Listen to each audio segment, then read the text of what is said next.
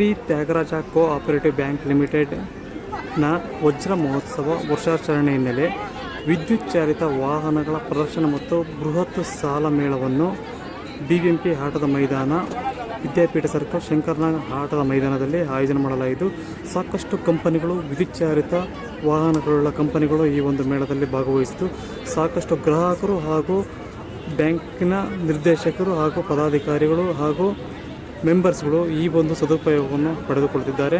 ಸಾಕಷ್ಟು ವಹಿವಾಟಿನ ಮೂಲಕ ಹಾಗೂ ವಾಹನಗಳನ್ನು ಕೊಂಡುಕೊಳ್ಳುವ ಮೂಲಕ ಸಾಕಷ್ಟು ಒಂದು ಪರಿಸರದ ಬಗ್ಗೆ ಕಾಳಜಿ ಉಳ್ಳಂತಹ ಒಂದು ವಾಹನಗಳನ್ನು ಕೊಂಡು ತಮ್ಮ ಅನುಭವವನ್ನು ಹಂಚಿಕೊಳ್ಳುತ್ತಿದ್ದಾರೆ. ಈ ಒಂದು ಕಾರ್ಯಕ್ರಮಕ್ಕೆ ಸಂಸ್ಥರಾದಂತಹ ತೇಜಸ್ವಿ ಸೂರ್ಯ ಹಾಗೂ ಮಾಜಿ ಕಾರ್ಪೊರೇಟರ್ ಆದಂತಹ ಬಾಂಧವ ನಾಗರಾಜ್ ಸೇರಿದಂತೆ ಹಲವು ಗಣ್ಯರು ಈ ಒಂದು ಕಾರ್ಯಕ್ರಮಕ್ಕೆ ಭಾಗವಹಿಸಿ ಸಾಕಷ್ಟು ಜನರಿಗೆ ಮಾಹಿತಿಗಳು ಹಾಗೂ ಎಲೆಕ್ಟ್ರಿಕ್ ವಾಹನಗಳ ಬಗ್ಗೆ ಸಾಕಷ್ಟು ತಿಳುವಳಿಕೆಗಳನ್ನು ಸಹ ನೀಡಿದರು.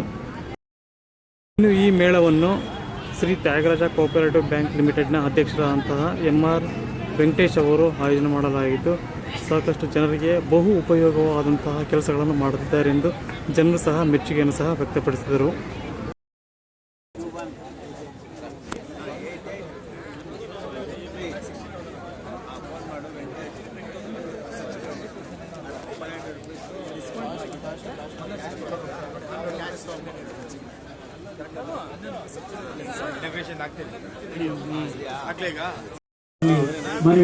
ದಯವಿಟ್ಟು ಮಾನ್ಯ ಮಾಜಿ ಉಪಮಹಾಪೌರರು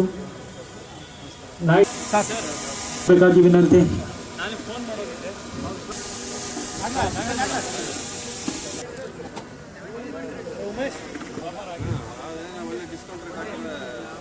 ದಯವಿಟ್ಟು ಮುಂಭಾಗದಲ್ಲಿ ಆಸನರಾಗಬೇಕಾಗಿ ಮಾನ್ಯ ತೇಜಸ್ವಿ ಸೂರ್ಯರವರು ವೇದಿಕೆಗೆ ಬರ್ತಾರೆ. ಡೀಲರ್ಸ್ ಇಲ್ಲಿ ಆಗಮಿಸಿದ್ರಿ. ಅವರು ಎಲ್ಲರೂ ಹೆಸರನ್ನು ಕರೆದಾಗ ದಯವಿಟ್ಟು ಬಂದು ಮಾನ್ಯ ಲೋಕಸಭಾ ಸದಸ್ಯ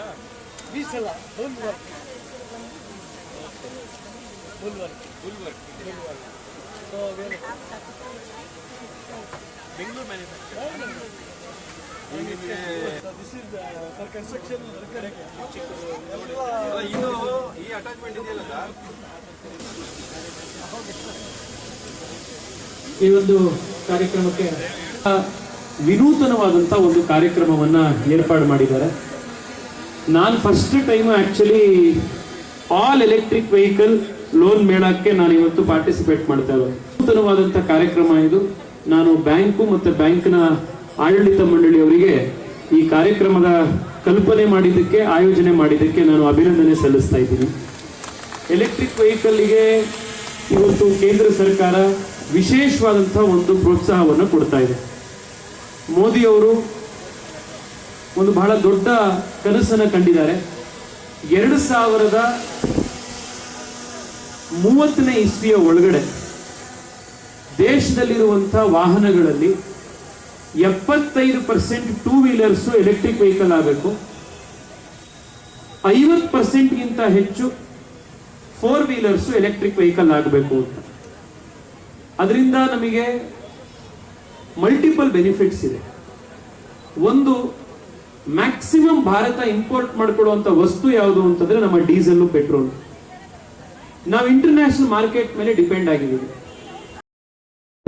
ನಿಮ್ಮ ಕೇಂದ್ರ ಸರ್ಕಾರದಲ್ಲಿ ಅತ್ಯಂತ ಪ್ರಭಾವವನ್ನು ಉಳ್ಳಂತ ತಾವು ಹೆಚ್ಚಿಗೆ ಇದನ್ನು ಪ್ರೋತ್ಸಾಹಿಸುವಂತ ನಿಟ್ಟಿನಲ್ಲಿ ಅದು ಕೇಂದ್ರ ಸರ್ಕಾರದಿಂದ ಸಿಗುವಂತ ಸಬ್ಸಿಡಿಗಳು ಏನಿದಾವೆ ಆ ಸಬ್ಸಿಡಿಗಳು, ಎಲ್ಲ ರೀತಿಯ ಸಬ್ಸಿಡಿಗಳು ಈ ಎಲೆಕ್ಟ್ರಿಕ್ ವೆಹಿಕಲ್ಗಳಿಗೆ ಸಿಗುವಂತಾಗಬೇಕು. ಹಾಗಾಗಿ ಆ ತೆರಿಗೆ ವಿನಾಯಿತಿಗಳು, ಒಟ್ಟಾರೆ ಸಬ್ಸಿಡಿಗಳು ಸಿಗುವಂಥದ್ದು ಮತ್ತು ಹೆಚ್ಚಿಗೆ ಚಾರ್ಜಿಂಗ್ ಸ್ಟೇಷನ್ಗಳು ಏನು ಇವತ್ತು ಎಲ್ಲರೂ ನಿರೀಕ್ಷೆ ಮಾಡ್ತಾ ಇದ್ದಾರೆ ವಿತರಕರು, ಆ ಚಾರ್ಜಿಂಗ್ ಸ್ಟೇಷನ್ಗಳನ್ನು ಹೆಚ್ಚಿಗೆ ಇಲ್ಲಿ ಅಳವಡಿಸೋ ನಿಟ್ಟಿನಲ್ಲಿ ಅದು BBMP ಜಾಗಗಳಿರ್ಬೋದು ಅಥವಾ ನಮ್ಮ BMTC, KSRTC 4 ಸಾರಿಗೆ ನಿಗಮಗಳ ಜಾಗಗಳಿರ್ಬೋದು. ಇಂಥ ಜಾಗಗಳಲ್ಲೂ ಸಹ ಈ ಚಾರ್ಜಿಂಗ್ ಸ್ಟೇಷನ್ಗಳನ್ನು ಹೆಚ್ಚಿಗೆ ನಾವು ಇನ್ಸ್ಟಾಲ್ ಮಾಡೋದ್ರ ಮುಖೇನ ಹೆಚ್ಚು ಉದ್ಯೋಗ ಅವಕಾಶಗಳಿಗೆ ಅವಕಾಶ ಆಗುತ್ತೆ. ಈ ನಿಟ್ಟಿನಲ್ಲೂ ಸಹ ತಾವು ಅತ್ಯಂತ ಕ್ರಿಯಾಶೀಲವಾಗಿ ಇರ್ತಕ್ಕಂಥ ಸಂಸದರು ತಾವು ಕೆಲಸ ಮಾಡಬೇಕು ಅನ್ನುವಂಥ ಮಾತನ್ನ ಹೇಳ್ತಾ ಈಗ ತಾವು ವಿತರಕರುಗಳು ಏನು ಬಂದಿದ್ದೀರಿ, ಇವತ್ತು ನಮ್ಮ ಲೋಕಸಭಾ ಸದಸ್ಯರಿಂದ ತಾವು ಒಂದು ಗೌರವಾರ್ಪಣೆಯನ್ನ ಸ್ವೀಕಾರ ಮಾಡುವಂತ ಕೆಲಸವನ್ನು ತಾವು ಮಾಡಬೇಕು ಅಂತ ಹೇಳಿ ಈಗ ವಿತರಕರ ಹೆಸರನ್ನ ಕರಿತೀವಿ. ತಾವು ದಯವಿಟ್ಟು